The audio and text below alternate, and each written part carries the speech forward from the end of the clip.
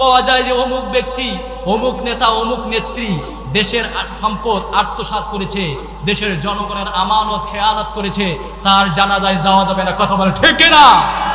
তার জানাজায় হাজির হওয়া যাবে না, কারণ স্বয়ং আল্লাহ কুরআনুল কারীমের ভিতরে বলেছেন, ওয়ালা তুসাল্লি আলা আহাদিন মিনহুম মাতা আবদা ওয়ালা তাকুম আলা কবরিহি। হে রাসূল, মুনাফিকরা যখন মারা যায় তাদের জানাজায় উপস্থিত হওয়া যাবে, তাদের কবরের সামনে দাঁড়ানো যাবে না।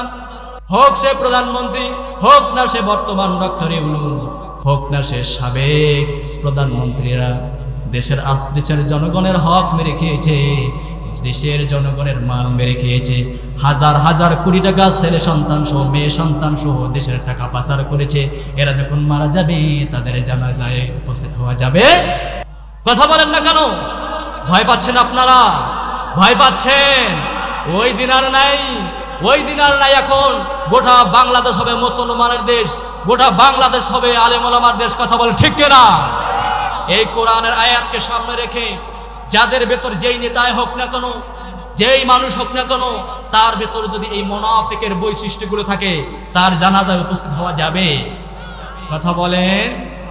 তুমি মেসওয়াক করা ফজিলত জানো,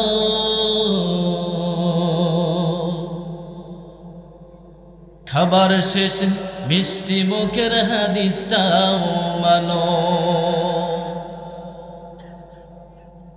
তুমি মেসওয়াক করা ফজিলত জানো,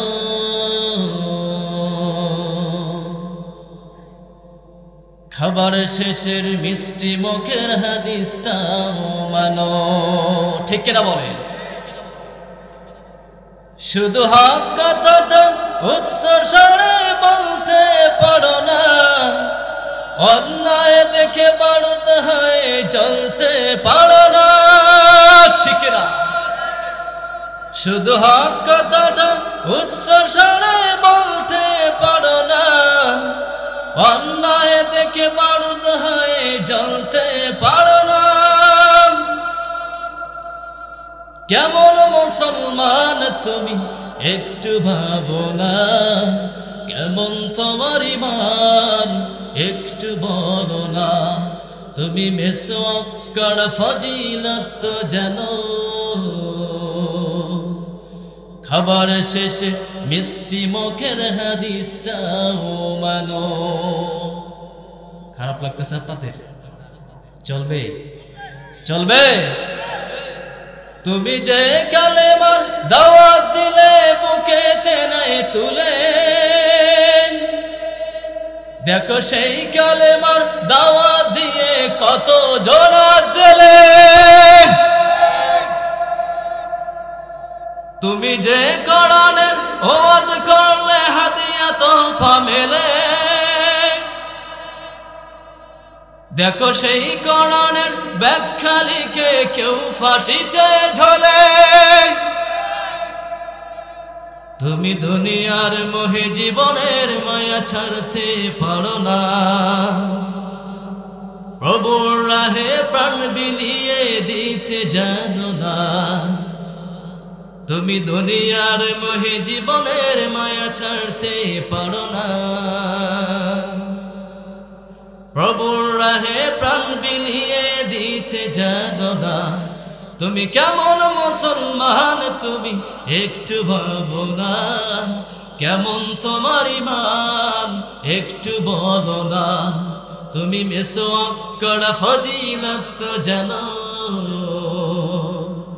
খাবার শেষে মিষ্টি মুখের হাদিসটাও মানো। লিল্লাহি তাকবীর, লিল্লাহি তাকবীর। আল কোরআনের আলো, আল হাদিসের আলো, কোরআন সুন্নাহর আলো, সুদ ঘুষের আলো। আলহামদুলিল্লাহ। আপনাদের দিকে সুদ ঘুষ মনে নাই, শুধু মহিষখোসা বাজারে পাওয়া যায়, মহিষখোসার হাটের লোকের পাওয়া যায়। আছে আপনাদের দিকে সুদ ঘুষ? ও আছে, আছে। যাই হোক, আবার প্রাণপ্রিয় সামনে বসা মুরব্বী নিজাম, আজকের মাহফিলের সম্মানিত সভাপতি, প্রধান অতিথি, বিশেষ অতিথিবৃন্দ, আমন্ত্রিত অতিথিবৃন্দ এবং ওলামায়ে কেরাম, পর্দার অন্তরের মা বোনেরা এবং আমার সামনে বসা আমার দিন দরদি মুসলমান যুবক ভাইরা এবং বৃদ্ধ বাবাজিরা, আপনাদের প্রতি আবারও আমার সালাম থাকলো। আসসালামু আলাইকুম ওয়া রাহমাতুল্লাহি ওয়া বারাকাতুহু। আমি জানতে চাচ্ছি আপনারা সবাই কেমন আছেন? এই যে আলহামদুলিল্লাহ বলে খুশি হন তিনি কে? বেজার হয় তিনি কে? সর্বহালতে প্রশংসা হবে কার? খাওয়ার শুরুতে করবেন কার? খাওয়ার শেষে করবেন কার? বউকে মারার সময় করবেন কার? তখন আল্লাহ। আলহামদুলিল্লাহ। আমি আপনাদের সামনে সূরাতুন নিসা থেকে একটা আয়াত তেলাওয়াত করেছি, 61 নম্বর একটা আয়াত। এই আয়াতের আলোকে সরাসরি মূল আলোচনায় চলে যায়, সময় স্বল্পতা, তাহলে মেকআপ দিতে পারবো না। এই আয়াতের আলোকে আমি আপনাদের সামনে যে বিষয়ে কথা বলতে চাচ্ছি, সে বিষয়টার নাম হচ্ছে মুনাফিকের বৈশিষ্ট্য কি কি। আজকে আমরা জানবো, জেনে শিখে এর থেকে পরিত্রাণ হয়ে যেন আমল করতে পারি, সে তৌফিক আল্লাহ যেন দান করেন, পড়েন আমিন। তাহলে আজকের বিষয়ের নাম কি? আমার বক্তব্যের বিষয়ের নাম কি বলেন তো? মুনাফিকের বৈশিষ্ট্য, মুনাফিকের মানে মুনাফিকের গুণাবলী। মুনাফিক হলে কি কি তার আল্লাহ তাআলা আযাব দেবেন, শাস্তি দিবেন, এবং কি কি গুণাবলী, বৈশিষ্ট্য কি কি, আজকে আমরা কোরআন এবং হাদিস থেকে একটু জানবো ইনশাআল্লাহ। একবার মূল আলোচনায় চলে যাই।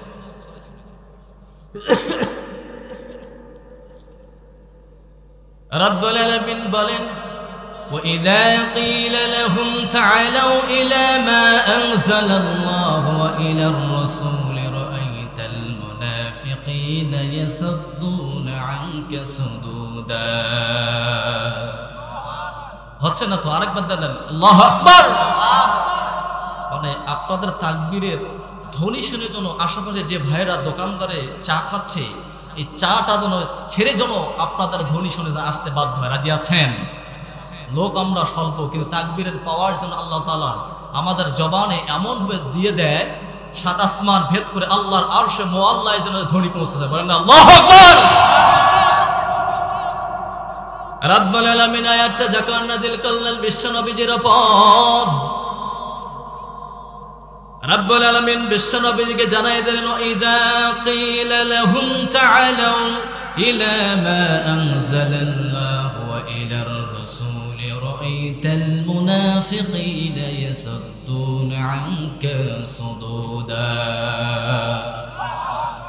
আল্লাহ বললেন, হে রাসূল, ওয়া ইযা কিলা লাহুম তাআলাউ, আর তাদেরকে যখন ডাকা হয়, বলা হয়, ইলা মা আনজালাল্লাহু ওয়া ইলার রাসূল, রব্বুল আলামিন বিশ্ব নবীর উপর যা নাযিল করেছে তার দিকে যখন আহ্বান করা হয়, রাআইতাল মুনাফিকিনা ইয়াসুদ্দুনা আনকা সুদুদা। আল্লাহ বললেন, হে রাসূল, তাদেরকে যখন আপনার উপর যে কোরআন কারীম যে নাযিল করা হয়েছে, এই নাযিলকৃত কিতাবের জন্য যখন তাদেরকে আহ্বান করা হয়, রাআইতাল মুনাফিকুন, আপনি তাদেরকে দেখবেন তারা মুখ ফেরায় নিয়ে তারা এখান থেকে চলে যায়। কারা চলে যায়? মুনাফিক। কারা চলে যায়? মুনাফিক চলে যায়। এই একটা ওই সময় বিশ্ব নবীর উপর নাযিল করা হলো। রাসূল সাল্লাল্লাহু আলাইহি সাল্লামের কাছে ওই সময় রব্বুল আলামিন এটা নাযিল করলেন। কোন সময় জানার প্রয়োজন আছে না নাই? মদিনা নগরীর ভিতরে একজন ইহুদি আর একজন মুসলমান, দুজনের ভিতরে দ্বন্দ্ব লাগলো। দ্বন্দ্ব লাগার কারণে ইহুদি বলল, চলো চলো, দ্বন্দ্বের সমাধান যদি পেতে চাই তোমাদের নবী মুহাম্মদের নিকটে আমরা চলে যাই। এবার মুসলমান বলল, ঠিক আছে ঠিক আছে, মুহাম্মদের নিকট যাওয়া যাবে, তবে আমার মনে হয় ইহুদিদের যে লিডার রয়েছে, কাব বিন আশরাফ রয়েছে, তার নিকট যাওয়াই ভালো। কারণ ওই মুসলমানটা ছিল নামধারী মুনাফিক। দামদারি মুনাফিক হওয়ার কারণে তিনি ভাবলেন, যদি বিশ্ব নবীদের কাছে আমি চলে যাই, না জানি বিশ্ব নবীজি সঠিক ফয়সালা করে দিবে, তখন আমি মুসলমান হেরে যাব। এই জন্য কাব বিন আশরাফের নিকট যাওয়া যাক। ইহুদিদের লিডার তখন কিন্তু বিচার এদিক সেদিক করে, টাকা যদি পেত তাহলে বিচার সঠিকটাকে মিথ্যা বানিয়ে দিত, টাকা যদি পেত মিথ্যাটাকে সত্য বানিয়ে দিত। এরকম ঘটনা বাংলার জমিনে আছে না না? আজকে বাংলার সংবিধানের দিকে তাকান, কোর্ট কাছারির দিকে তাকান, শুধু ঘুষ আর ঘুষ দুর্নীতি ভরা আছে না নাই? একজন নিরপরাধ মানুষকে, একজন বাংলাদেশের ভিতরে সর্বোচ্চ তাফসীর কারক আল্লামা দেলোয়ার হোসেন সাঈদী রাহিমাহুল্লাহকে বিনা কারণে বিনা অপরাধে 13টি বছর কারাগারে আবদ্ধ করে বিষ প্রয়োগের মাধ্যমে ইনজেকশনের ভিতরে বিষ প্রয়োগ করে হাসপাতালের ভিতরে নির্মমভাবে তাকে শহীদ করা হয়েছে। ঠিক না? এই হলো আমাদের বাংলাদেশ, এই হলো আমাদের রাজনীতি, এই হলো আমাদের বিচার নীতি। সেরকম ভাবে যখন মুসলমান ভাবলো যদি মুহাম্মদ নিকটে চলে যায় তাহলে আমি হেরে যাব, ইহুদি কিন্তু তার নীতি ঠিক ছিল, বলল না না, ইহুদিদের লিডার কাব বিন আশরাফের নিকট যাওয়া যাবে না, চলো তোমাদের নবী মুহাম্মদ সাল্লাল্লাহু আলাইহি ওয়াসাল্লামের নিকট চলে যায়। এবার তাই করলো। এবার মুহাম্মদ সাল্লাল্লাহু আলাইহি ওয়াসাল্লামের কাছে দুইজন হাজির হয়ে বলল, ইয়া রাসূলুল্লাহ বিচার করে দেন। এবার আল্লাহর হাবিব দুইজনের কথা শুনলেন। কথোপকথন শোনার পর এবার আল্লাহর হাবিব তথ্য নিলেন, যাচাই বাছাই করলেন। আজকালকার দিনে বিচারক আছে, তথ্য নেয় না, যাচাই বাছাই করে করে করে আল্লাহর হাবিব বিচার করার পূর্বে তথ্য দিলেন, যাচাই বাছাই করলেন। যাচাই বাছাই করার পর এবার বিশ্বনবী সিদ্ধান্তে পৌঁছালেন ইহুদি সঠিক, ইহুদিকে আল্লাহর হাবিব রায় দিলেন, ইহুদি জিতে গেলেন। সুবহানাল্লাহ পড়বেন না? ইসলামের যে দেখেন কত সুন্দর নিদর্শন, নিয়ম শৃঙ্খলা। Islam is the complete code of life. ইসলামের ভেতরে আপনি পূর্ণ জীবন বিধান পাবেন, এর ভেতরে কমতি পাবেন। এবার মুসলমান বিশ্ব নবীজির বিচার মানলেন না। এবার ইহুদিকে বলল, ইহুদি চলো চলো ওমরের দরবারে যাই, আমার এই নবীর বিচার পছন্দ হয় নাই। আচ্ছা বলেন তো, পৃথিবীর ভেতরে সবচেয়ে দামি মানুষ, নেয়ামতপূর্ণ বিশ্ব নবীজির মতো আর কোনো কি মানুষ থাকতে পারে? কথা বলেন। বিশ্ব নবীজির বিচার মানলেন না। এবার কাব বিন আশরাফের নিকট চলে গেলেন। কাব বিন আশরাফের যাওয়ার পূর্বে এবার মুসলমান বলল, ঠিক আছে চলো, বর্তমান বিশ্ব নবীজির পরে সবচেয়ে বিচারের মধ্যে সঠিক বিচার করেন হযরতে ওমর। হযরতে ওমরের দরবারে চলে যায়, দেখি ওমর কি বিচার করে দেয়। তারপরে বিশ্ব নবীজির বিচার পছন্দ হয় হয় কথাগুলো শুনতেছেন। এক পর্যায়ে ওমরের দরবারে চলে গেলেন। এবার ওমরের বাড়িতে যখন গিয়ে কারাঘাত করলেন, লক করলেন। এবার ওমর বললেন, কে তোমরা আঘাত করতেছে দরজার ভিতরে? এবার সেই ইহুদি এবং নামধারী মুনাফিক মুসলমান বলে, হযরতে ওমর, একজন আমরা হলাম মুসলমান আর একজন হলো ইহুদি। কি জন্য এসেছো? এই জন্য এসেছি মুহাম্মদ সাল্লাল্লাহু আলাইহি ওয়াসাল্লাম বিচার করে দিয়েছেন, এই বিচারটা পছন্দ হয় নাই, তুমি বিচার করে দাও। এবার হযরতে ওমর ঘর থেকে বের এসে বললেন, বিশ্বনবীজি বিচার করেছে, সেই বিচার তোমাদের পছন্দ হয় নাই। ইহুদি বলল, আমার পছন্দ হয়েছে, বিশ্বনবীজি সঠিক বিচার করেছেন। সুবহানাল্লাহ পড়ে। মুসলমান নামধারী মুনাফিক শয়তানটা বলল, না, বিশ্বনবী ইনসাফ করে নাই, না ইনসাফ করে বেইনসাফ করেছেন। আসলে কি তাই? বেইনসাফ করেছেন। এক পর্যায়ে হযরত ওমর শুনলেন, শোনার পর বললেন, তোমার কি বিশ্বনবীজির বিচার পছন্দ হয় নাই? এবার নামধারী মুনাফিক মুসলমান বলল, না না, আমার বিশ্বনবীজির বিচার পছন্দ হয় নাই। এবার হযরত ওমর বললেন, দাঁড়াও, ঠিক আছে, আমি আসতেছি, তোমার বিচার করে দিচ্ছি। হযরত ওমর ঘরের ভেতরে প্রবেশ করলেন। প্রবেশ করার পর তার লাঙ্গা তলোয়ার নিয়ে আসলেন। লাঙ্গা তলোয়ার নিয়ে এসে সেই মুসলমানের গলার ভেতরে এমন একটা কোপ দিয়েছে, গর্দান থেকে কল্লাটা দিকে টেনে হয়ে গিয়েছে। সুবহানাল্লাহ! এত বড় স্পর্ধা, আমার নবীর বিচারকে প্রত্যাখ্যান করেছো, তুমি না মুসলমান, না তুমি মুনাফিক, ঠিক না? এবার সবার কাছে ছড়িয়ে গেল, হযরতে ওমর মুসলমানকে হত্যা করেছে। আসলে কি তাই? মুসলমানকে হত্যা করেছে না মুনাফিককে? জোরে বলেন, মুসলমান না মুনাফিক? হযরতে ওমর এমন একজন মানুষ, তাম পৃথিবীকে যিনি, তাম পৃথিবীর অর্ধেকটাকে তিনি শাসন করেছেন। আজকে যদি হযরত ওমরের মতন নেতা থাকতো, বাংলার জমিনটাকে সোনায় সোহাগা বানিয়ে দিতেন। তিনি কে? জোরে বলে না, তিনি কে? তবু তুমি বলেছ রাসূল দেবে না, বলনি দেবে না বলনি দেবে না হামজাতরি খালিদ বিজয় সমর। ঠিক না? তবু তুমি বলেছ রাসূল দেবে না, বলনি দেবে না বলনি দেবে না হামজাতরি খালিদ বিজয় সমর। পরে না আমিন। আমাদের দেশটার ভেতরে, আমাদের দেশের ভেতরে ওমরের মতন একজন শাসক বড় দরকার আছে না নাই? আছে, আছে। এক পর্যায়ে ওমর একজন এমন রাষ্ট্রনায়ক ছিলেন, এমন একজন শাসক বর্গ ছিলেন যিনি অর্ধ পৃথিবী শাসন করতেন তালি দেওয়া জামা গায়ে, 18 বস্তা পিঠে করে নিয়ে সে যেত দুস্থ মায়ে। কোথা গেল সেই মানব দরদি তাওহীদি সন্তান, কোথা গেল সেই সোনার মানুষ, কোথা সেই মুসলমান। ঠিক না? এবার আল্লাহর নবীর কাছে খবর পৌঁছে গেল ওমর মুসলমান হত্যা করেছে। হত্যার বদলে হত্যা, কতলের বদলে কতল, কিসাসের বদলে কিসাস। এক পর্যায়ে বিশ্ব নবীদের কাছে খবর গেল হযরত ওমর একজন মুসলমান হত্যা করেছে। এবার বিশ্ব নবীজি হযরত ওমরকে ডাক দিয়ে বলেন, হযরত ওমর, তুমি নাকি একজন মুসলমান হত্যা করে ফেলেছো, আইনে যে দণ্ডনীয় অপরাধ করে ফেলেছো, তোমাকে হত্যা করা হবে রে ওমর। এবার হযরত ওমর খুলে বললেন, ইয়া রাসূলুল্লাহ, আপনার বিচার প্রত্যাখ্যান করেছে, সুতরাং আপনার বিচার মানে নাই গো নবী, আপনার বিচার মানে না ইয়া রাসূলুল্লাহ। সে আমার কাছে গিয়েছে আবার বিচার পাওয়ার জন্য। আমি আমার রাগকে চেক দিতে পারি নাই, আমি তো মুসলমানকে হত্যা করি নাই, আমি একজন টাটকা মুনাফিক হত্যা করেছি। কথা বলে ঠিক না? তখন রব্বুল আলামিন বিশ্ব নবীজির উপর সূরাতুন নিসার 61 নম্বর আয়াত নাজিল করে জানাই দিলেন, ওয়া ইযা কিলা লাহুম তাআলাউ ইলা মা আনজালাল্লাহু ওয়া ইলার রাসূলি রাআইতাল মুনাফিকিনা ইয়াসাদ্দুনা আনকা সুদুদা।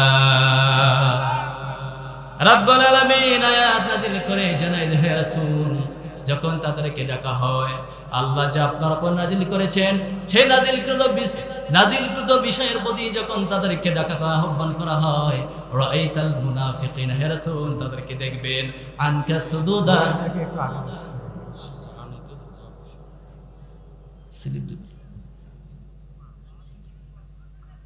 মহিলা প্যান্ডেলে মা বোনদের জায়গা হচ্ছে না, তো মা বোনরা দয়া করে একটু এগিয়ে এগিয়ে বসুন, অন্যান্য মা বোনদেরকে বসার সুযোগ করে দেন।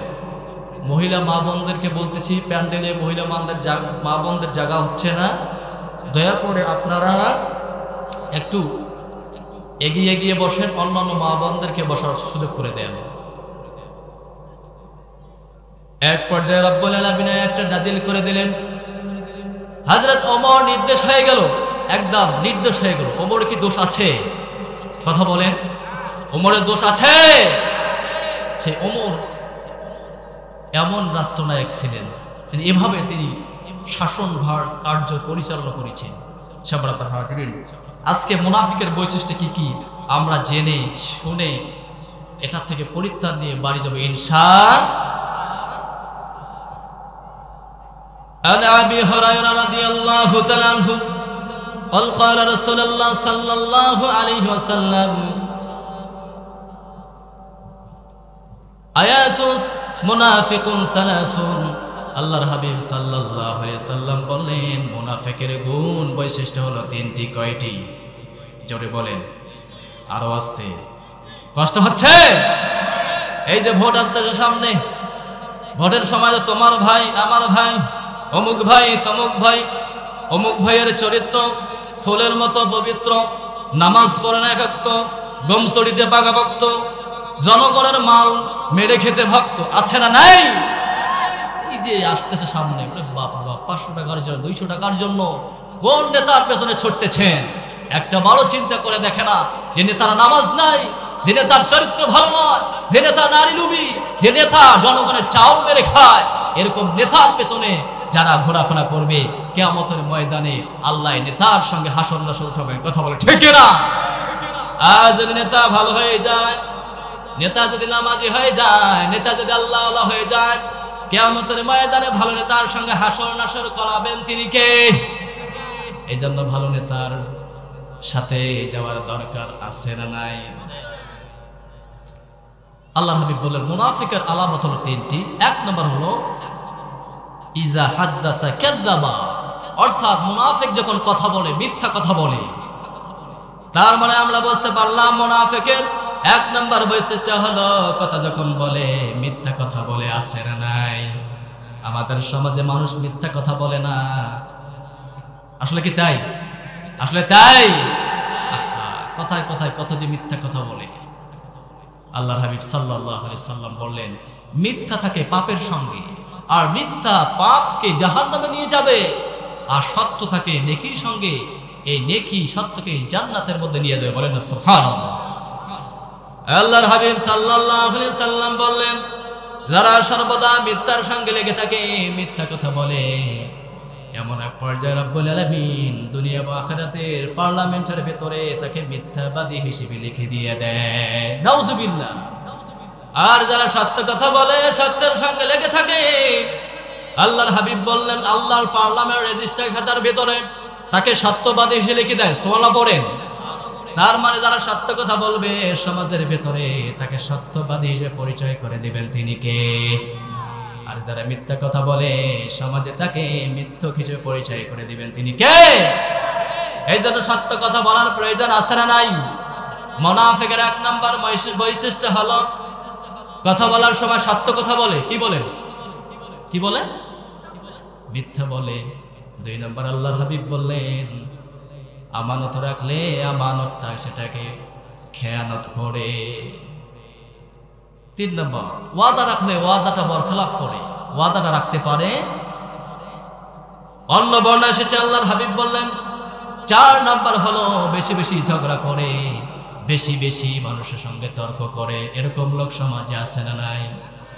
আল্লাহর হাবিব সাল্লাল্লাহু আলাইহি সাল্লাম মুসলিমের বর্ণনা এসেছে এরকম ভাবে যারা কথা বলে, মিথ্যা বলে, আমানতের খেয়ানত করে, আবার কথায় কথায় মানুষের সঙ্গে ওয়াদা করে বরখলাপ করে, যদি সে নামাজি হয়, যদি সে সিয়ামরত হয়, সে যদি নিজে মুসলিম বলে দাবি করে, সেও একজন মুনাফিক। ঠিক না? সুতরাং মুনাফিক হয়ে মরতে চান আপনারা? মুনাফিক হয়ে মরতে চান? মুনাফিকের শাস্তি কি জানার প্রয়োজন আছে না নাই? রাব্বুল আলামিন বলছেন মুনাফিকের শাস্তি কি হবে একটু পর আপনাদেরকে শোনাচ্ছি, শুনেন। রাব্বুল আলামিন নবী বিশ্ব নবীদের কাছে মুনাফিকের লিস্ট তৈরি হয়ে গেল। মুনাফিকের লিস্ট যখন তৈরি হয়ে গেল, এবার আল্লাহর হাবিব হযরত হুযায়ফা রাদিয়াল্লাহু তাআলা আনহুকে মুনাফিকের লিস্ট ধরায় দিলেন। মদিনা নগরের ভেতরে তোলপাড় শুরু হয়ে গেল। সাহাবীদের মনের ভেতরে একটা দ্বন্দ্ব, ভয় এসে গেল, না জানি আমার নামটা সেই মুনাফিকের লিস্টের খাতায় চলে যায়। দেখেন সাহাবীরা মুনাফিক হওয়াকে কেমন ভয় করতেন, একটু বুঝালে আপনারা বুঝতে পারবেন। এক পর্যায়ে যখন হুযায়ফার কাছে যখন এই মুনাফিকের লিস্টটা ধরাই দিল, এবার হযরত ওমর ইবনুল খাত্তাব রাদিয়াল্লাহু তাআলা আনহু, যার ব্যাপারে আল্লাহর হাবিব বলছেন লা নাবিয়ানা বা'দা রাসূলা, আমার পরে নবী না রাসূল নাই। লাউ কানা ওমর, আমার পরে যদি নবী হতো এক ওমর। সেই ওমর দেখেন আল্লাহকে কেমন ভয় করতেন, জাহান্নামকে কেমন ভয় করতেন, মুনাফিককে কেমন ভয় করতেন। এক পর্যায়ে ওমর শুনতে পেলেন হুযায়ফার কাছে মুনাফিকের লিস্টটা রয়েছে। এবার হুযায়ফা রাদিয়াল্লাহু তাআলা আনহুর নিকট হযরত ওমর চলে গেলেন। হযরত ওমর যে বললেন হযরত হুযায়ফা, তোমার নিকটে নাকি বিশ্ব নবীজি মুনাফিকের লিস্ট ধরে দিয়েছে। ও হুযায়ফা, দেখো দেখো আমি ওমরের নামটা কি সেখানে আছে। এবার হযরত হুযায়ফা বললেন না না, আপনার নাম তো দেখা যাবে না। আল্লাহর হাবিব বলেছেন এই লিস্ট কাউকে দেখানো যাবে না, কাউকে বলানো যাবে না। এবার হযরত ওমর চলে গেলেন। গভীর রজনীতে হযরত ওমর আর ঘুম পারে না। 10 জন আশারে মুবাশশিরা জান্নাতি প্রাপ্ত সার্টিফিকেট প্রাপ্ত সাহাবী হযরত ওমর হলেন দ্বিতীয়। জান্নাতের সার্টিফিকেট পাওয়ার পর রাত্রিবেলায় তার কিন্তু চোখে ঘুম আসে না, ঘুম আসে না জাহান্নামের ভয়ে। দুনিয়াতে জান্নাতের সার্টিফিকেট পেয়েছে, তারপরে ঘুমায় না জাহান্নামের ভয়ে। মুনাফিকে যদি নামটা তার লিস্টে চলে যায়, যে আল্লাহ দয়া করে মায়া করে জান্নাতের খাতায় নামটা লিখে দিয়েছে, ওই আল্লাহ একবার যদি বেজার হয়ে যায়, না যদি জাহান্নামের ভিতরে আমার নামটা লিখে দেয়। ঠিক না? হযরত ওমর রাত্রিবেলা ঘুমায় না, কিন্তু আপনি আমি সলিমদ্দি কলিমদ্দি এত গুনাহ করে ফেলি, নামাজ ভালো লাগে না, ইসলামী জলসা ভালো লাগে না। এখন পর্যন্ত যারা এখানে আসতে পারে নাই, তাদের মতো হতভাগা আর কেউ হতে পারে নাকি? কথা বলেন। যারা আসতে পারে নাই তাদের মতন পোড়া কপালি কেউ থাকতে পারে? তারা হলো অভাগ্যবান, তারা হলো পোড়া কপালি। যারা এখানে বসতে পেরেছে, জান্নাতের টুকরায় বসতে পেরেছে, বলেন না সুবহানাল্লাহ। আল্লাহর হাবিব সাল্লাল্লাহু আলাইহি সাল্লাম বললেন, ইযা মারানতু বিরিয়াদিল জান্নাহ, আল্লাহর হাবিব বললেন, সাহাবীরা যখন তোমরা জান্নাতের পাশ দিয়ে অবস্থান করবা, ফারতু আহলি জিকির, ও সাহাবীরা তখন তোমরা ওখানে একটু বসো। সাহাবীরা জিজ্ঞেস করলেন, ইয়া রাসূলুল্লাহ, ওগো আল্লাহর নবী, দুনিয়াতে আমার জান্নাতের বাগান কোনটা হয় একটু বলেন। তখন আল্লাহর হাবিব বলেন, ও সাহাবীরা, দুনিয়াতে ওই জায়গাটা জান্নাতের টুকরা হয় যেখানে ফারতু আহলি জিকির, যেখানে কোরআনের কথা হয়, হাদিসের কথা হয়। নিমেষের ভেতরে রব্বুল আলামিন জান্নাতি রহমতের ফেরেশতা দিয়ে বেষ্টন করে জান্নাতের টুকরায় পরিণত করে দেয়। তার মানে আমরা ভাগ্যবান না অভাগ্যবান? আমরা পোড়া কপালি। হ্যাঁ, আপনাদের খারাপ লাগতেছে? আমি ভূমিকা ছাড়াই একবারে আলোচনায় চলে গেছি। এক পর্যায়ে হযরত ওমর ঘুমায় না, আর আপনি আমি যে কত গুনাহ করেছি তার কোনো হিসাব আছে? আচ্ছা বলেন তো, এখানে কোনো মানুষ আছে যে তার গুনাহ নাই? আছেন কোনো মানুষ জীবনে গুনাহ করেন নাই? কথা বলেন। এখানে এমন কোনো মানুষ আছেন যে তার জীবনে গুনাহ নাই? আহা, গুনাহ করতে করতে নিজেদের নফসটা আমরা পচে ফেলেছি, নিজেদের মনটাকে কন্ট্রোল করতে পারি নাই। নামাজ ভালো লাগে না, রোজা ভালো লাগে না, যাকাত ভালো লাগে না, হুজুরদের কথা ভালো লাগে না, তাফসির মাহফিল ভালো লাগে না, শুধু ভালো লাগে অশ্লীল বেহায়াপনা, পূর্বগ্রাফি। এমনও যুবক এখানে আছে না নাই? আহা, এই জন্য আজকের মাহফিল থেকে তওবা করে যাবো ইনশাআল্লাহ। ইনশাআল্লাহ। আল্লাহ তাআলা কত সুন্দর বারবার বলেন যে, বান্দা কত গুনাহ করেছো, আমার রহমত থেকে নিরাশ হয়ো না। রব্বুল আলামিন বলেন, قل يا عبادي الذين أسرفوا على أنفسهم لا تقنطوا من رحمة الله إن الله يغفر الذنوب جميعا إنه هو الغفور الرحيم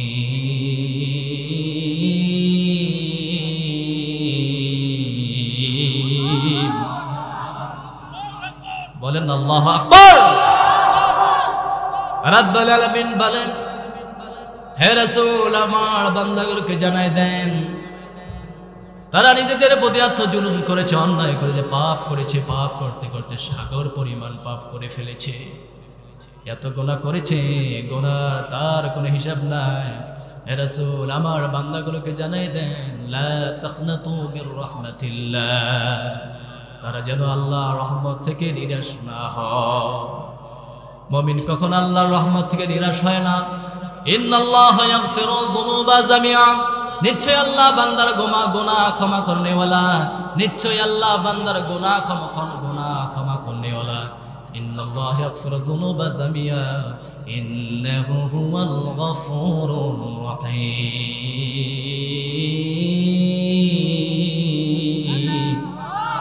আলু ক্ষমাশীল আর কাউরে পাবা না। আমি হলাম বান্দার গুনাহ ক্ষমা করনেওয়ালা। গোপনে পাপ করেছে, দুনিয়ার কোনো মানুষ দেখে না, একজন দেখেছেন, তিনি কে? গোপন পাপ করে যুবক ভাইরা রাতের আধারে কম্বলটা গায়ে দিয়ে অশ্লীল পর্নোগ্রাফি দেখেছ, দুনিয়ার কোনো মানুষ দেখে না, একজন দেখেছেন, চিল্লায় বলতে হবে তিনি কে? এই জন্য আজকের এই মাহফিলে তওবাতুন নাসুহা করে যদি যেতে পারেন, আপনার পূর্ববর্তী সব গুনাহগুলো ক্ষমা করে দিবেন, তিনি কে?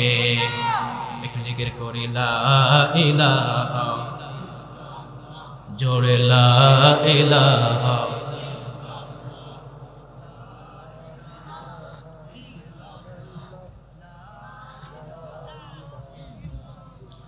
আল্লাহ নামের জিকির করবে যারা আল্লাহর প্রিয় হবে তারা আল্লাহর প্রিয় হবে যারা জান্নাতে প্রবেশ করবে তারা লা ইলাহা জোরে লা ইলাহা লা ইলাহা ইল্লাল্লাহু মুহাম্মাদুর রাসূলুল্লাহ সাল্লাল্লাহু।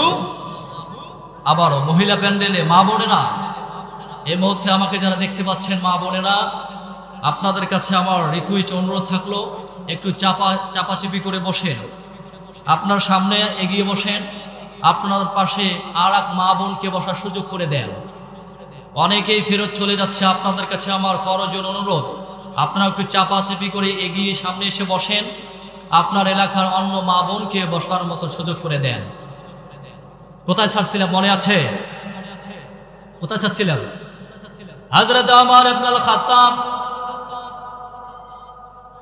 জান্নাতের সার্টিফিকেট পাওয়ার পর রাত্রিবেলায় ঘুমাইলাম, না জানি মুনাফিকের লিস্টের ভেতরে যদি আমি ওমরের নামটা চলে যায় আল্লাহর কাছে কি জবাব দেব? জান্নাতি লোকটা জাহান্নামে হয়ে যাব। আর রাত্রিবেলায় ঘুমায়। এবার গভীর রজনী ধরলেন, বিড়ি বিড়ি গুড়ি গুড়ি করে বৃষ্টি পড়ে, টুপটাপ টুপটাপ করে বৃষ্টি পড়ে। রাত্রিবেলায় হযরত ওমর ঘুমায় না। এবার বিছানা থেকে ওঠে, গভীর রজনীতে টুপটাপ টুপটাপ করে বৃষ্টিতে ভেজে হযরত ওমর হুযায়ফার বাড়িতে এইভাবে যে লক করলেন। হুযায়ফা বললেন, কে দরজার ভেতরে কারাঘাত করো, আঘাত করো। এবার হযরত ওমর বললেন, হুযায়ফা আমি হলাম হযরত ওমর। হুযায়ফা বললেন, ঘটনা কি? হযরত ওমর এত রাত্রিবেলা আপনি কেন বলেন? এবার হযরত ওমর বললেন, হুযায়ফা দরজাটা একটু খোলো। এবার হযরত হুযায়ফা দরজাটা খুলে বললেন, কি ঘটনা, আপনি এত রাত্রিবেলায় কেন একটু বলে? হযরত ওমর ইবনুল খাত্তাব রাদিয়াল্লাহু তাআলা আনহু কাঁদি কাঁদি অবস্থায় চোখের পানি ছেড়ে বললেন, ও হুযায়ফা আজকে যদি আমি মারা যাই আগামীকাল কি তুমি আমার জানাজার ইমামতি করবা? আল্লাহু আকবার। হযরত হুযায়ফা বললেন কি আমিরুল মুমিনিন হযরত ওমর আপনার জানাজা করব না তো কার জানাজা করব? সুবহানাল্লাহ পড়বেন না?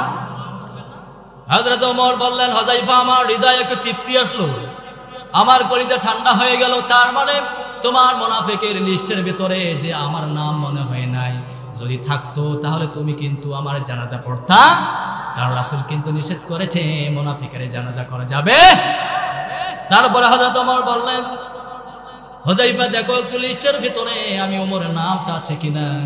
এবার হযরত ওমর কথা মতন হুযায়ফা বললেন, না না আপনার কথা মতন ওই নাম আর তালাশ করা যাবে না, কারণ রাসূল নিষেধ করেছেন। হযরত ওমর আপনি ফিরে যান। হযরত ওমর জানতেন যে আল্লাহ তাআলা জাহান্নামীদেরকে কিরকম শাস্তি দিবেন। হযরত ওমর জানতেন যে আল্লাহ মুনাফিক পুরুষ মুনাফিক নারীদেরকে জাহান্নামের ভিতরে রাখবেন এবং নিম্ন গহ্বরে তাদেরকে নিক্ষিপ্ত করে কঠিন শাস্তি দেবেন। রাব্বুল আলামিন কোরআনুল কারীমের ভিতরে বলেন, ওয়া'দাল্লাহুল মুনাফিকিনা ওয়াল মুনাফিকাতি ওয়াল কুফফারা নার জাহান্নামা খালিদিনা ফিহা। রাব্বুল আলামিন বললেন, আল্লাহ তাআলা ওয়াদা দিয়েছেন, রাব্বুল আলামিন ওয়াদা দিয়েছেন মুনাফিক পুরুষ মুনাফিক নারী কাফেরদেরকে আল্লাহ রাব্বুল আলামিন জাহান্নামের আগুনে প্রজ্বলিত করবে। নাউযুবিল্লাহ। মুনাফিক পুরুষ মুনাফিক নারীদেরকে আল্লাহ তাআলা জাহান্নামের ভিতরে একদম প্রজ্বলিত করবেন, আগুনে জ্বালাবেন। হযরত ওমর জানতেন, শুধু তাই না, হযরত ওমর জানতেন মুনাফিকদেরকে জাহান্নামের নিম্ন গহ্বরে তাদেরকে নিক্ষিপ্ত করা হবে। হযরত ওমর কোরআনে এই আয়াতটাও জানতেন। রাব্বুল আলামিন বলেন, ইন্নাল মুনাফিকিনা ফিদ দারকিল আসফালি মিনান নার। রাব্বুল আলামিন বললেন, ও মুনাফিকরা তোমরা শোনো, ও মুনাফিকরা তোমরা শোনো, তোমরা জাহান্নামের নিম্ন স্তরে থাকবে, জাহান্নামের নিম্ন গহ্বরে থাকবে। হযরত ওমর জানতেন। এক পর্যায়ে হযরত ওমর বললেন, ও হুযায়ফা তাহলে তুমি কি আমাকে মুনাফিকের লিস্টটা একটু দেখাবা না? হুযায়ফা বললেন, আমিরুল মুমিনিন হযরত ওমর আপনি কেন ভয় পাচ্ছেন, আপনি কেন চিন্তিত আমি বুঝতে পারি না। আপনাকে তো আল্লাহ রাব্বুল আলামিন দুনিয়াতে জান্নাতের সার্টিফিকেট ভরিয়ে দিয়েছে। সুবহানাল্লাহ পড়েন। একবারে হযরত ওমর বললেন, হুযায়ফার শানে শানো, যে আল্লাহ তাআলা আমার প্রতি খুশি হয়ে রাজি সন্তুষ্ট হয়ে জান্নাতীদের ভেতরে জান্নাতের নাম, আমার নাম জান্নাতীদের ভেতরে বরাদ্দ করে লিখেছেন, ওই আল্লাহ যদি একটু আমার প্রতি বেজার হয়ে যায়, ওই আল্লাহ আমার প্রতি একবার অসন্তুষ্ট হয়ে যায়, জান্নাতি নামটা কেটে জাহান্নামের ভেতরে আল্লাহ ইচ্ছা করে দিতে পারে। পারে কি পারে না? দেখেন হযরত ওমর জান্নাতি সার্টিফিকেট পাওয়ার পর তারপর ভয় করেন কাকে? মুনাফিক থেকে বাঁচার জন্য হুযায়ফার দরবারে ঘুরঘুর করে ঘুরে দেখো তো আমার নামটা আছে কিনা। কিন্তু আপনার আমার নাম, আপনার আমার অজান্তে আল্লাহর পার্লামেন্টের ভেতরে মুনাফিকি নামটা লেখা হয়েছে, আমরা কিন্তু কেউ জানি। তার মানে বললাম মুনাফিকের আলামত তিনটা। মুনাফিক যখন কথা বলে সত্য কথা বলে। কি বলেন? কি বলে? জোরে বলেন, আরো জোরে। মুনাফিক যখন ওয়াদা করে, ওয়াদা খলাফা, ওয়াদাটা ভঙ্গ করে। আমাদের দেশের নেতারা যখন ভোট আসে কথায় কথায় সত্য কথা বলে, ঠিক কিনা বলেন? হ্যাঁ হ্যাঁ হ্যাঁ, মিথ্যা বলে, কত রকমের মিথ্যা বলে। আবার ওয়াদা করে এটা করবো, ওটা করবো, এটা করবো, ঘাস কাটবো, আছে না নাই? আবার দেখবেন আমানত যখন রাখা হয়, রাষ্ট্রের আমানতকে মেরে দেয়, আছে না নাই? এই যে কিছুদিন আগে একজন রাষ্ট্রের সাবেক নেত্রী রূপপুর পারমাণবিক বিদ্যুৎ কেন্দ্র থেকে কয়েক হাজার কোটি টাকা আত্মসাৎ করে পালিয়ে গিয়েছে। বুবু এখন বাপের বাড়িতে আছে না নাই? কথা বলেন, বুবু আছে কোথায়? নায়র গেছে বেচারি, আর খোঁজ খবর নেয় না। নায়র গেছে আর খোঁজ খবর নেয় না। বাপরে বাপ, ফেসবুকে তার চালা চামুন্ডু গুলো এক একবার মানে এক একটা পোস্ট দেয়, আলুর কেজি 400 টাকা। আসলে কি তাই? এ কথা বলেন। মরিচের কেজি 1200 টাকা, পেঁয়াজের কেজি অমুক, বেগুনের কেজি 600 টাকা। এভাবে তারা উদ্ভট মিথ্যা কাহিনী দিয়ে, মিথ্যা দিয়ে অনলাইনটাকে সরাসরি করে রেখেছে। কথা বলে ঠিক না?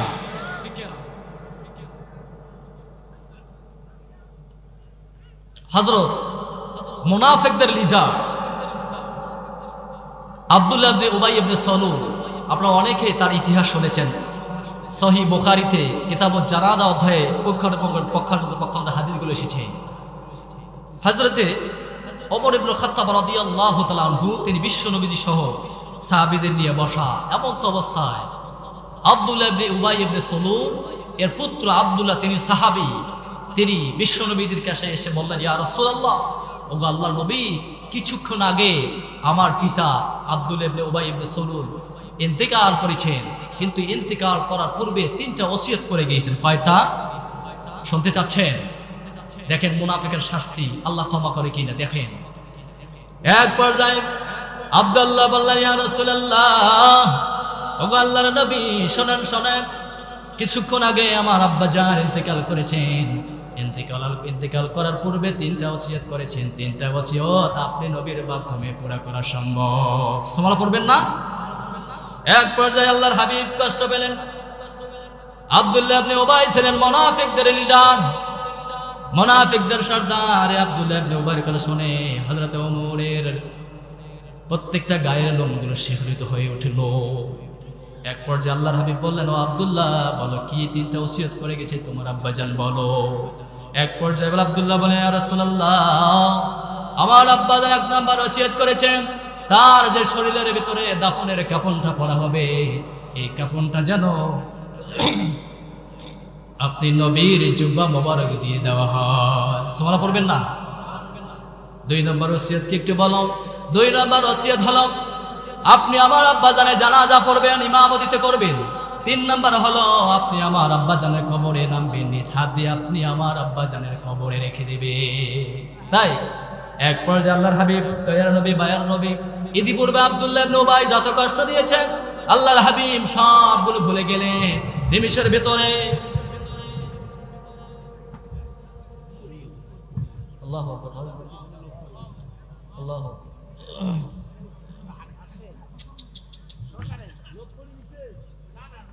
পেছন দিয়ে লোক পড়ে গেছে।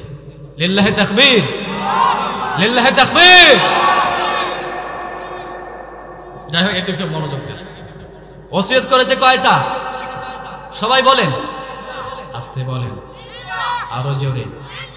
ওসিয়ত করে যে তিনটা, 1 নম্বর হলো আপনার জুব্বা মোবারক দিয়ে দাফন হবে। 2 নম্বর হলো আপনি তার জানাজার ইমামতিত্ব করবেন। 3 নম্বর হলো আপনি তাকে কবরে রাখবেন। গো নবী, আল্লাহর হাবিব দয়ার নবী সব কিছু বলে আল্লাহর হাবিব এবার জুব্বা মোবারক যখন খুলে দেওয়ার জন্য প্রস্তুতি গ্রহণ করলেন, পেছন থেকে হযরত আমর বিশ্ব নবীজির জুব্বা মোবারক টেনে ধরেছেন। আল্লাহু আকবার। এক পর্যায়ে হযরত আমর জুব্বা মোবারক টেনে ধরার পর আল্লাহর হাবিব বললেন, আমর তুমি জুব্বা ছেড়ে দাও। এবার ওমর বললেন, ইয়া রাসূলুল্লাহ, ওগো আল্লাহর নবী, আপনি কার জানাজা পড়ার জন্য নিজেই প্রস্তুতি গ্রহণ করতেছেন, কাকে জুব্বা মোবারক দেওয়ার জন্য প্রস্তুতি গ্রহণ করতেছেন? ইয়া রাসূলুল্লাহ, আপনার কি মনে নাই এই ছিল টাটকা মুনাফিক? আপনি কি ভুলে গেছেন উহুদের প্রান্তরে যাওয়ার পূর্বে আমাদের মুসলমানের সংখ্যা ছিল 1000। কত হাজার? কাফেরদের সংখ্যা ছিল 3000। কত? 3000। ইতিমধ্যে উহুদ প্রান্তরে পৌঁছার কাছাকাছি পূর্বে এই মুনাফিকের লিডার বলেছিল, ইয়া রাসূলুল্লাহ, কি প্রয়োজন আছে মসজিদের ভেতরে? আমরা তো জিকির আজকার করতেছি, এটাই ভালো, এটাই তো ভালো। কি প্রয়োজন পড়ছে কাফেরদের সঙ্গে যুদ্ধ করে? এক পর্যায়ে আপনার অনেক সাহাবী শহীদ হয়ে যাবে, অনেক সাহাবীরা তার স্ত্রীকে বিধবা করবে, অনেক সাহাবীরা তার সন্তানকে ইতিম করবে। এটার চেয়ে উত্তম হলো আমরা মসজিদের ভেতরে, মদিনা নগরীর ভেতরে আমরা থাকি, জিকির আজকার করি, এটাই তো খুব উত্তম ছিল। এক পর্যায়ে বিশ্বনবী বললেন, আব্দুল্লাহ ইবনে উবাই, শোনো, শুধু ইসলাম মসজিদের জন্য এসে নাই, শুধু ইসলাম মসজিদের জন্য সীমাবদ্ধ নয় রে আব্দুল্লাহ ইবনে উবাই। মসজিদ থেকে ইসলামটা বের করে নিয়ে তামাম পৃথিবীর মানুষের কাঠ গলায় ইসলামটাকে পৌঁছে দিতে হবে। আল্লাহু আকবার। এবার প্রতিমধ্যে আব্দুল্লাহ ইবনে উবাই 1000 সৈন্যবাহিনীর ভেতরে 300 নিয়ে কেটে পড়লেন। থাকে কত? 700। সবাই বলেন 700। 300 নিয়ে কেটে পড়লেন মুনাফিকদের লিডার আব্দুল্লাহ ইবনে উবাই। 300 বাহিনী যখন কেটে পড়লেন, বিশ্ব নবীদের কাছে খবর দেওয়া, ইয়া রাসূলুল্লাহ, আব্দুল্লাহ ইবনে উবাই 300 নিয়ে কেটে পড়েছে, বাকি থেকে 700। আল্লাহর হাবিব সেই দিন এত কান্না করলেন। হযরত ওমর বলেন, আমি নবীকে দেখেছি এরকম কান্না বিশ্ব নবীজি জীবনে কোনোদিন করে নাই। আল্লাহু আকবার। এক পর্যায়ে আল্লাহর হাবিব বললেন, ওমর, আল্লাহ তাআলা আমাকে এখতিয়ার দিয়েছে, হয় তার জানাজা পড়বো না, হয় পড়বো না। আল্লাহর হাবিবের কথা মতো হযরত ওমর এবার সরে দাঁড়ালেন। বিশ্ব নবীজি দয়ার নবী, মায়ার নবী, আল্লাহর হাবিবের সঙ্গে একই সঙ্গে আব্দুল্লাহ ইবনে উবাই বের হয়েছে, খাওয়া দাওয়া করেছে, কিন্তু তার পরিণতি কি হয় একটু শুনেন। এক পর্যায়ে আল্লাহ রাসূল সাল্লাল্লাহু আলাইহি সাল্লাম তার জুব্বা মোবারক খুলে দিলে, এবার জানাজা করার জন্য তার দাফন করা হলো। এবার শরীরে বিশ্ব নবীজির দাফনের কাপড়টা যখন পরানো হয়ে গেল, এবার আল্লাহর হাবিব জানাজা পড়ার জন্য প্রস্তুতি গ্রহণ করলেন, কিন্তু হযরত ওমর জানাজায় শরীক হন। এক সাইডে দাঁড়িয়ে আছে, সব সাহাবীরা হতভম্ব। ঘটনা কি? হযরত ওমর জানাজায় শামিল হচ্ছে না কেন? হযরত ওমর জানতেন আব্দুল্লাহ ইবনে উবাই মুনাফিকদের লিডার, ঠিক কি না? হযরত ওমর ইবনুল খাত্তাব রাদিয়াল্লাহু তাআলা আনহু তার রায়ে তিনি অটল থাকলেন। এবার আল্লাহর হাবিব জানাজায় দাঁড়িয়ে গেলে ইমামতি করার জন্য, ইমামতি এবার যখন শেষ হলো, এবার আল্লাহর হাবিব সাল্লাল্লাহু আলাইহি সাল্লাম যখন জানাজা শেষ হয়ে গেল, এবার আল্লাহর হাবিব সাল্লাল্লাহু আলাইহি সাল্লাম এবার তিনি জানাজা শেষ করার পর মাইয়াতকে নিয়ে, আব্দুল্লাহ ইবনে উবাইকে নিয়ে কবরে নামার জন্য প্রস্তুতি গ্রহণ করতেছেন। তখন রব্বুল আলামিন আল্লাহর হাবিব সাল্লাল্লাহু আলাইহি সাল্লামের উপর ওমরের রায়কে, সিদ্ধান্তকে সঠিক সিদ্ধান্ত বলে বিশ্ব নবীর উপর কোরআনের আয়াত নাজিল করেছে। রব্বুল আলামিন কোরআনুল কারীমের ভিতরে বলেন, ওয়ালা তুসাল্লি আলা আহাদিন মিনহুম মাতা আবাদান ওয়ালা তাকুম আলা কবরিহি। এবার রব্বুল আলামিন বিশ্ব নবীর উপর এই আয়াতটা নাজিল করে জানে, হে রাসূল, তাদের মধ্যে থেকে কেউ মারা গেলে তাদের কখনো আপনি জানাজায় উপস্থিত হবেন, তাদের জানাজা ইমামতি করবেন না, তাদের কবরে বসে দাঁড়াবেন না। আল্লাহর হাবিব সাল্লাল্লাহু আলাইহি ওয়াসাল্লাম দয়ার নবী, মায়ার নবী। এবার আল্লাহর হাবিব সাল্লাল্লাহু আলাইহি ওয়াসাল্লাম এবার দয়ার নবী, মায়ার নবী আব্দুল্লাহ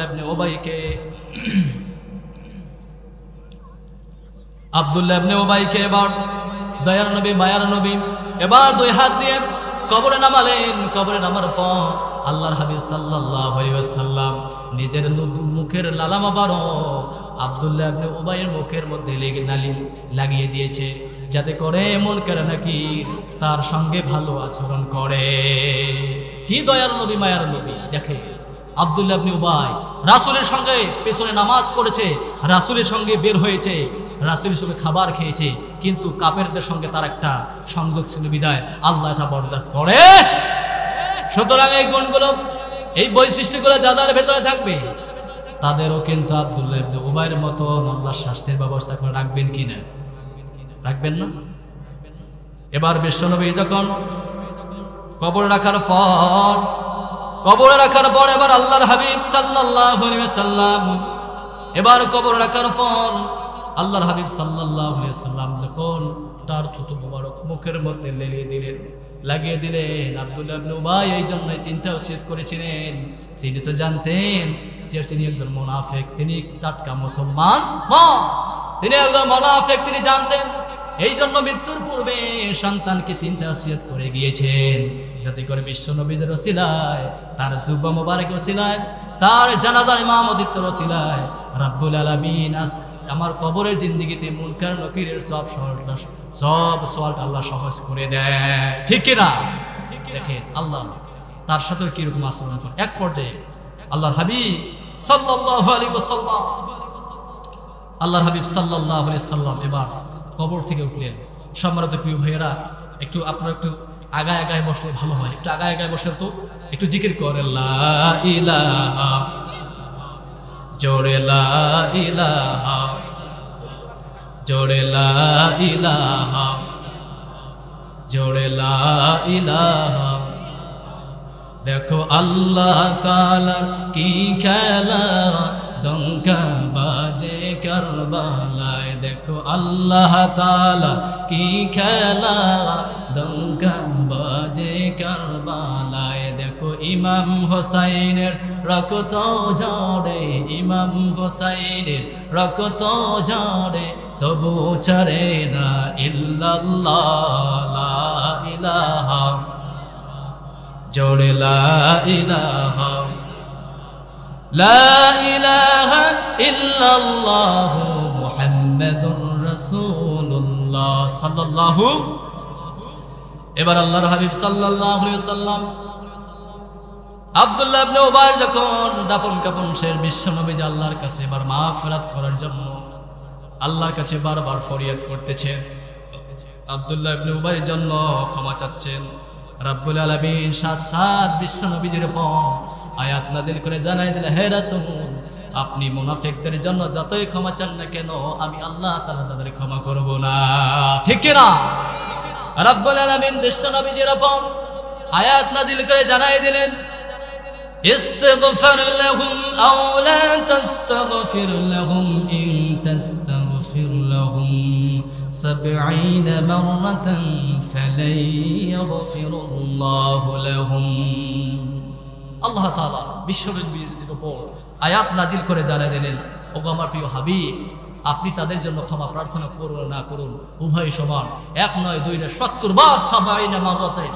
যদি 70 বার যদি আমি আল্লাহর কাছে ক্ষমা চা, আমি আল্লাহ তাকে ক্ষমা করব। কেন ক্ষমা করবে না? সে ছিল একজন টাটকা মুনাফিক। কথা বল ঠিক কিনা? এই মুনাফিকের বৈশিষ্ট্য যারা ধারণ করবে তাদেরও এই পরিণত করবেন তিনি কে? সম্মানিত হাজিরিন, যে কথাগুলো বললাম, এই যে মুনাফিকের বৈশিষ্ট্য, কথা বললে মিথ্যা কথা বলে, ওয়াদা করলে ওয়াদা বরখলাপ করে, আমানত রাখলে আমানতের খেয়ানত করে, কথায় কথায় মানুষের সঙ্গে ঝগড়া করে, ফাসাদে লিপ্ত হয়ে ঝরিয়ে পড়ে, এরকম লোক আমাদের সমাজে আছে না নাই? আছে, আছে। এই গুণগুলো যার কাছে থাকবে, যদি পাওয়া যায়, তথ্য পাওয়া যায় যে অমুক ব্যক্তি, অমুক নেতা, অমুক নেত্রী দেশের সম্পদ আত্মসাৎ করেছে, দেশের জনগণের আমানত খেয়ানত করেছে, তার জানাজায় যাওয়া যাবে না। কথা বলে ঠিক না? তার জানাজায় হাজির হওয়া যাবে না, কারণ স্বয়ং আল্লাহ কুরআনুল কারীমের ভিতরে বলেছেন, ওয়ালা তুসাল্লি আলা আহাদিন মিনহুম মাতা আবদা ওয়ালা তাকুম আলা কবরিহি। হে রাসূল, মুনাফিকরা যখন মারা যায় তাদের জানাজায় উপস্থিত হওয়া যাবে, তাদের কবরের সামনে দাঁড়ানো যাবে না। হোক সে প্রধানমন্ত্রী, হোক না সে বর্তমান ডক্টর ইউনূস, হোক না সে সাবেক প্রধানমন্ত্রীরা, দেশের জনগণের হক মেরে খেয়েছে, দেশের জনগণের মাল মেরে খেয়েছে, হাজার হাজার কোটি টাকা ছেলে সন্তান সহ মেয়ে সন্তান সহ দেশের টাকা পাচার করেছে। এরা যখন মারা যাবে তাদের জানাজায় উপস্থিত হওয়া যাবে? কথা বলেন না কেন? ভয় পাচ্ছেন আপনারা? ভয় পাচ্ছেন? ওই দিন আর নাই, ওই দিন আর নাই। এখন গোটা বাংলাদেশ হবে মুসলমানের দেশ, গোটা বাংলাদেশ হবে আলেম ওলামার দেশ। কথা বলে ঠিক কিনা? এই কোরআনের আয়াতকে সামনে রেখে যাদের ভেতর যেই নেতাই হোক না কেন, যেই মানুষ হোক না কেন, তার ভেতর যদি এই মুনাফিকের বৈশিষ্ট্যগুলো থাকে, তার জানাজায় উপস্থিত হওয়া যাবে? কথা বলেন। এবার আল্লাহর হাবিব সাল্লাল্লাহু আলাইহি ওয়াসাল্লাম যখন আল্লাহ নিষেধ করলেন, একবার নয় দুইবার নয় ৭০ বার যদি আপনি নবী তার জন্য ক্ষমা প্রার্থনা করেন, আল্লাহ ক্ষমা করবে।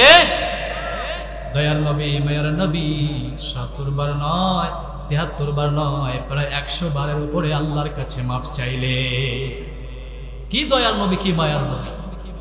এই নবীর উম্মত হতে পারে আমরা খুশি না বেজার? কথা বলেন, খুশি না বেজার? সারা পৃথিবীতে, সারা বাংলাদেশটাতে আজকে নাস্তিক মোরতাদ দিয়ে ভরে গেছে। এই নাস্তিক মোরতাদরা আমার নবীকে শ্রেষ্ঠ নবী মানতে চায় না। কথা বলে ঠিক কিনা? এরা আমার নবীকে মাঝে মাঝে গালি দেয়, ফেসবুকে গালি দেয়। বাংলাদেশের মতো একটা বেয়াদব নাস্তিক রয়েছে আসাদ নূর, বর্তমান ভারতের মধ্যে অবস্থান করে। এই বেয়াদবটা মাঝে মাঝে আমার রাসূলকে নিয়ে মাঝে মন্তব্য করে। এই বেয়াদবটা বলে আমার রাসূল নারীরূপী ছিল। আসলে কি তাই? আমার রাসূল নারীরূপী ছিল? আর আপনারা যেভাবে কথা বলতেছেন, আমার নবী আসলেই নারীরূপী ছিল? জোরে বলতে হবে। আমার রাসূল কি কোনো মিথ্যুক লোক ছিল? আমার রাসূল কি অহংকারী ছিল? বারবার যখন নাস্তিকগুলো বারবার আমার নবীকে মেরে খোঁচা মেরে কথা বলে, বাংলার মুসলমানরা এর জবাব দেওয়ার প্রয়োজন আছে না নাই? আছে না নাই? সম্মানিত হাজিরিন, এই নাস্তিকরা এমন কিছু কথা বলে, সাধারণ যারা আমজনতা মুসলমান রয়েছে তারা মাঝে মাঝে আমরা একটু বিমর্ষিত হয়ে যায়। হঠাৎ করে এমন কিছু প্রশ্ন করে যে প্রশ্নগুলো শুনলে সাধারণ মানুষ প্রশ্নের অ্যান্সার দিতে পারে না। নাস্তিকরা বলে দেয়ার ইজ নো গড, আল্লাহ বলতে কিছু নেই। আসলে কি আল্লাহ বলতে কিছু আছে না নাই? আছে, আছে।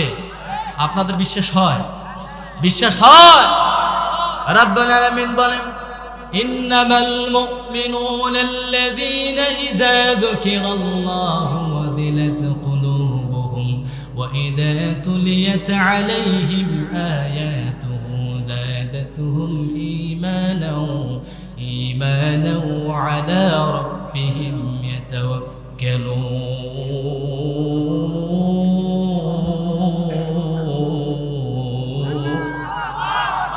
রাব্বুল আলামিন বলেন, ইন্নামাল মুমিনুনা আল্লাযীনা ইযা যুকিরাল্লাহ, নিশ্চয় মুমিন তো তারা তাদের সামনে যখন আল্লাহর নাম জপা হয়। কার নাম? জোরে বলেন, আর জোরে বলেন, কার নাম?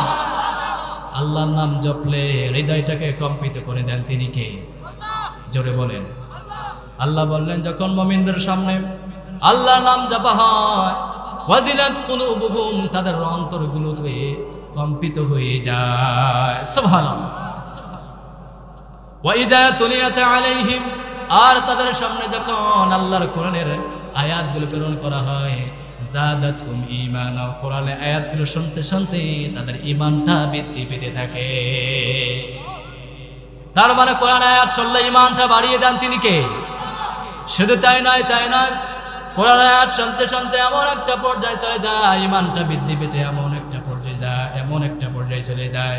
ওয়া আলা রাব্বিহিম ইয়াতাওয়াক্কালুন, ঈমানটা পেতে পেতে বৃদ্ধি পেতে পেতে এমন একটা পর্যায়ে চলে যায়, ওই বান্দাগুলো আল্লাহ ছাড়া কারো উপর তাওয়াক্কুল করে না। সুবহানাল্লাহ। ভয় করবেন কাকে? জোরে বলেন। আপনার আমার অন্তরের ভেতরে ভয় থাকবে কার? আপনার আমার অন্তরের ভেতরে যদি আল্লাহর ভয় থাকে, নামাজ না পড়ে থাকতে পারবেন? হ্যাঁ, আপনাদের অন্তরের ভেতরে যদি আল্লাহর বিন্দু পরিমাণ ভয় থাকে আপনি কখনো নামাজ না পড়ে থাকতে পারবেন?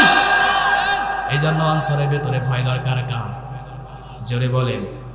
যাদের হৃদয়ে আছে আল্লাহর ভয়, তারা কবু পথ ভুলে যায় না।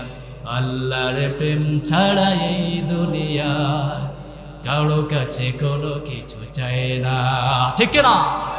যাদের হৃদয়ে আছে আল্লাহর ভয় তারা কবু পথ ভুলে যায় না। আল্লাহর প্রেম ছাড়া এই দুনিয়া কারো কাছে কোনো কিছু চায় না। রাতের আধারে যারা সেজদাতে রয়, দু চোখের শ্রুতে নদী যেন বয়। রাতের আধারে যারা সেজদাতে রয়, দু চোখের শ্রুতে নদী যেন বয়। ছলনার হাত ছানি যতই আসো, ছলনার হাত ছানি যতই আসো, পিছনে ফিরেও তাকাই না। যাদের হৃদয়ে আছে আল্লাহর ভয় তারা কবু পথ ভুলে যায় না। আল্লাহর প্রেম ছাড়া এই দুনিয়া কারো কাছে কোনো কিছু চায় না, কারো কাছে মাথা নত করে না, ঠিক না? নাস্তিকরা বলে আনসিং ইজ নাথিং, যেটাকে দেখি না সেটাকে দেখি না, মানে মানি না, বিশ্বাস করি না। তো এরকম একজন নাস্তিক সারা পৃথিবী ভ্রমণ করেছে, এটা বলে আমি বিদায় নেব। সবাই খুব মনোযোগ। একজন নাস্তিক তাম পৃথিবী তালাশ করার পর সে ভাবতেছে যে আমি 3টা প্রশ্নের উত্তর আমি খুঁজে পাচ্ছি না, কার কাছে গেলে 3টা প্রশ্নের উত্তর আমি খুঁজে পাবো, অ্যান্সারটা পাবো। এক পর্যায়ে খুঁজতে খুঁজতে একজন ইমামের দেখা পেয়েছে। রাস্তার ভেতরে একজন ইমাম তার মুয়াজ্জিন সহ যাচ্ছে। দেখার পর হুজুর হুজুর একটু দাঁড়ান, আপনার কাছে আমার 3টা প্রশ্ন, এই 3টা প্রশ্ন জানার জন্য আমি অতি আগ্রহে অতি বিচলিত হয়ে আছি। এই 3টা প্রশ্ন যে উত্তর আপনি দিতে পারেন তাহলে আমি মুসলমান হয়ে যাব। সওয়াল করবেন না? প্রশ্ন কয়টা জোরে বলেন? 1 নম্বর প্রশ্ন, ইমাম সাহেব বলেন, হুজুর বললেন ঠিক আছে, তোমার 3টা প্রশ্ন কি? তুমি সত্য তো প্রশ্নের উত্তর 3টা উত্তর দিতে পারলে তুমি মুসলমান হবা? হ্যাঁ। ঠিক আছে, বলো কি? নাস্তিক বোঝাচ্ছে আল্লাহ বলতে কিছু নাই, আল্লাহকে দেখাও যায় না, আল্লাহকে মানতে চাই। আসলে প্রশ্নটা সোজা না কঠিন? যাকে দেখি না তাকে ইমাম সাহেব আবার রাখতেছে, বলে কি? তার মানে আমার আল্লাহকে তো দেখা যায় না। সে বোঝাচ্ছে আল্লাহকে দেখা যায় না, সুতরাং আমি আল্লাহকে মানতে চাই না। ইমাম সাহেব রাখতেছে ফলতেছে। এবার ইমাম সাহেব বললেন ঠিক আছে, দ্বিতীয় প্রশ্ন কি বলো? বললেন আপনারা বলে বেড়ান রাব্বুল আলামিন নাকি জাহান্নামের ভেতরে শুধু আগুন আর আগুন দিয়ে তৈরি করেছেন। আপনাদের মতন হুজুররা বলে বেড়ায় আল্লাহ নাকি জিনকে আগুন দ্বারা তৈরি করেছেন, নূর দ্বারা তৈরি করেছেন। আমার প্রশ্ন হলো, যদি জাহান্নামের ভিতরে শুধু আগুন আর আগুন থাকে, আর জিন আগুনের তৈরি আগুনের ভেতরে যাবে, কোনো তো জিন কোনো প্রকার কষ্ট পাবে না। আসলে কি তাই? কথা বলেন। 3 নম্বর প্রশ্ন হলো আপনারা বলে বলেন সব কিছু নাকি আল্লাহর হুকুমে হয়। আমি জিনা করি, আমি সুদ খাই, আমি অত্যাচার করি, জুলুম করি, এগুলো তো আমার দোষ না, এগুলো দোষ হলো আল্লাহ সৃষ্টিকর্তা। নাউজুবিল্লাহ পড়ে। আসলে কি তাই? প্রশ্ন কয়টা? প্রশ্ন 3টার মতো শুনবেন আপনারা না? আমাকে যে স্লিপ দিয়ে দিয়েছে আমি শেষ করে দেব। আরেকদিন যদি আপনাদের সামনে কোনোদিন যদি আসি তাহলে প্রশ্নের উত্তর 3টা দেবো ইনশাআল্লাহ।